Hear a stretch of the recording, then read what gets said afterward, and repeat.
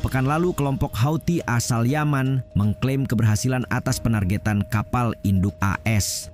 Seminggu kemudian, pemimpin mereka Abdul Malik al-Houthi dalam pidato mingguannya berjanji bahwa Houthi akan tetap menargetkan kapal induk Dwight D. Eisenhower yang lebih keras lagi pada kesempatan berikutnya. Pertanyaannya, mengapa Houthi berani serang kapal perang induk AS ini?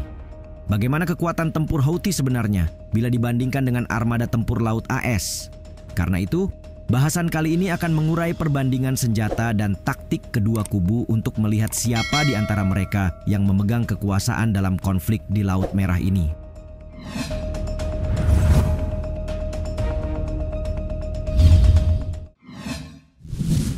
Armada Laut. Amerika Serikat mengirimkan 2 kapal induk ke Laut Mediterania Timur untuk membantu Israel. Selain itu, Angkatan Laut mereka memiliki cukup banyak senjata di dalam dan sekitar wilayah Laut Merah. Kelompok penyerang USS Eisenhower dikerahkan dengan 8.000 prajurit bersama 4 kapal dan 70 pesawat. Ini termasuk kapal penjelajah USS Philippine Sea dan kapal perusak USS Laboon, USS Mason, dan USS Gravely.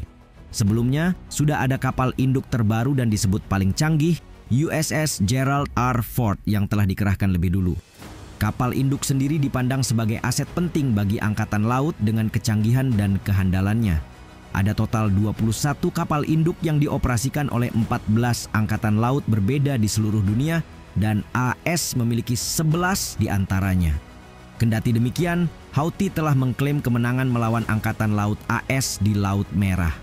Kantor berita Saba yang dikuasai Houthi melaporkan pada Mei lalu bahwa kampanye pejuang pro-Palestina akan melibatkan penargetan semua kapal dalam perjalanan ke Israel yang berada dalam jangkauan drone dan rudal mereka.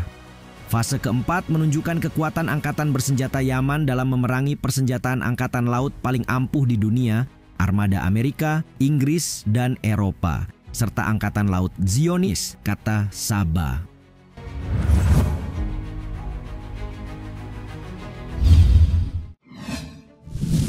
Rudal. Keberanian Houthi dalam menargetkan kapal induk AS nyatanya dibarengi dengan aksi pamer rudal hipersonik buatan lokal baru yang dinamai Palestine.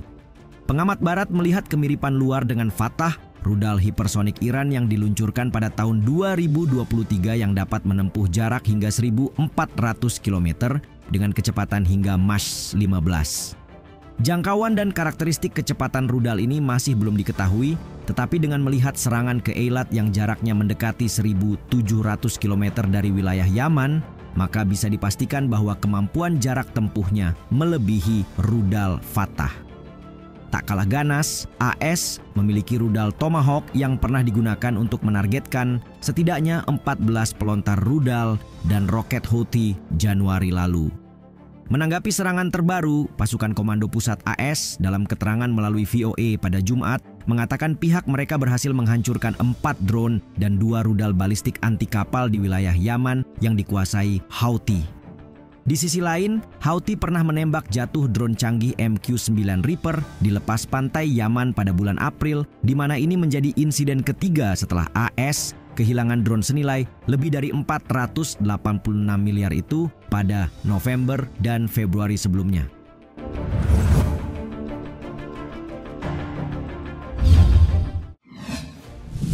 Pesawat atau alutsista udara.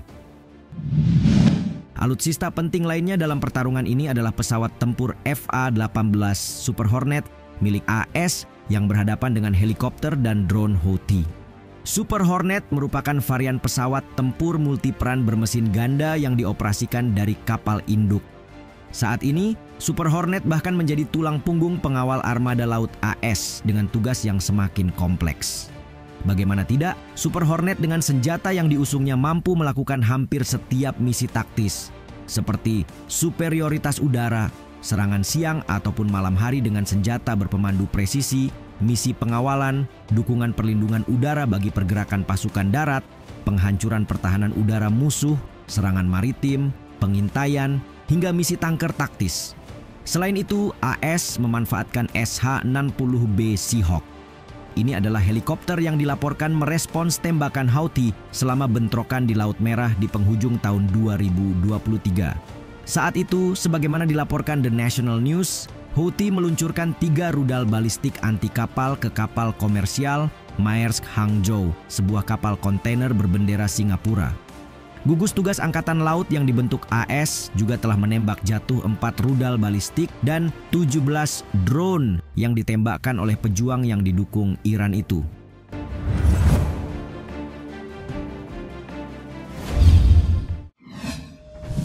Sistem radar mata-mata. Sistem radar mata-mata dari kedua kubu juga mengambil peran penting terkait duel di Laut Merah. AS sendiri memiliki sistem radar di Grumman E-2C Hawkeye yang terlihat seperti piringan raksasa.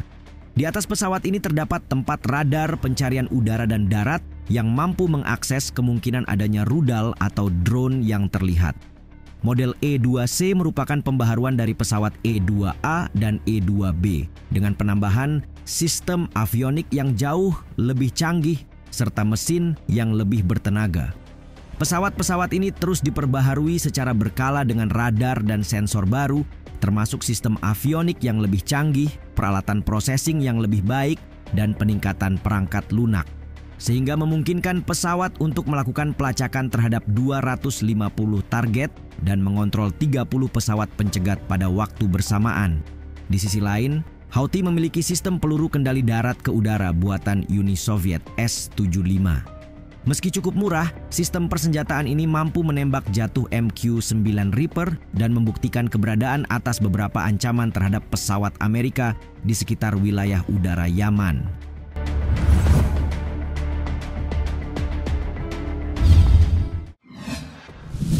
Wilayah Houthi. Houthi menyebut diri mereka sebagai bagian dari poros perlawanan bersama Hamas dan Hizbullah yang didukung Iran dengan kepemilikan musuh bersama yaitu Israel, AS, dan negara-negara barat. AS dan sekutu boleh saja memiliki sistem persenjataan canggih dan membentuk koalisi berjilid-jilid, namun Houthi akan tetap percaya diri karena arena pertarungan adalah wilayah kekuasaan mereka. Wakil Kepala Program Timur Tengah Afrika Utara di Chatham House, Sanam Fakil mengatakan, Houthi menguasai wilayah strategis di Yaman, dan posisi Houthi di Yaman Utara telah menempatkan mereka pada titik kritis geopolitik. Hal ini diremehkan oleh komunitas internasional selama beberapa tahun terakhir, katanya kepada Al Jazeera. Sebelumnya, AS menahan serangan balik yang mencerminkan kekhawatiran yang lebih besar mengenai goyahnya gencatan senjata di Yaman dan memicu konflik yang lebih luas di wilayah itu. Pemerintah Yaman yang diakui secara internasional mengutuk serangan di Laut Merah sebagai perampasan kedaulatan mereka. Namun, negara ini berada dalam posisi yang sulit karena tidak ingin terlihat mendukung Israel.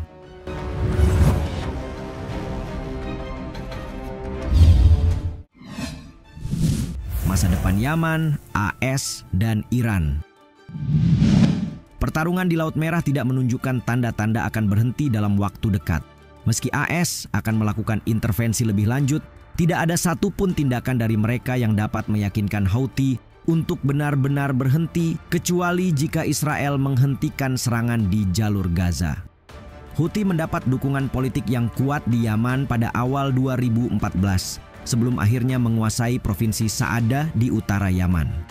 Arab Saudi yang didukung Uni Emirat Arab dan Bahrain kemudian berupaya menggulingkan Houthi dan ingin mengembalikan kekuasaan Presiden Abd Rabbuh Mansur Hadi. Namun di luar dugaan, Houthi berhasil melawan serangan dan menguasai sebagian besar wilayah Yaman. Dari sini jelas terlihat bahwa Houthi yang selamat dari perang brutal melawan Saudi juga ahli dalam menghindari kekuatan AS yang dilingkupi keraguan. Sebab AS takut akan terjadinya lebih banyak serangan atau konfrontasi yang lebih besar dengan Iran yang sepertinya tidak dikehendaki oleh pemerintahan Amerika.